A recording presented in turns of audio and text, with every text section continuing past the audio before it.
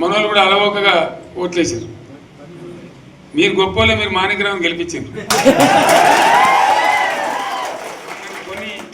కొన్ని నియోజకవర్గాలలో అత్యాశకు పోయి నేను చెప్పిన కూడా అప్పుడు మంది మాటలు పట్టుకొని మారమానం పోతే మళ్ళీ వరకు ఇల్లు కాలిపోతారు.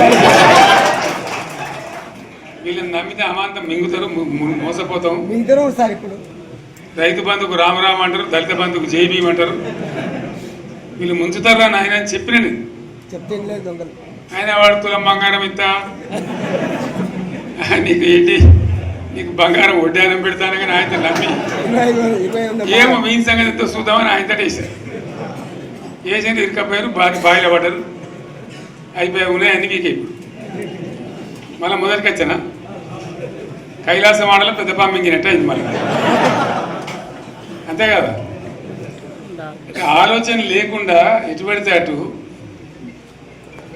ఎవడో ఏదో చెప్తే నమ్మి ఓట్లేస్తే ఏమైంది అనేది ఒక మంచి గుణపాఠం ఇది తెలంగాణ.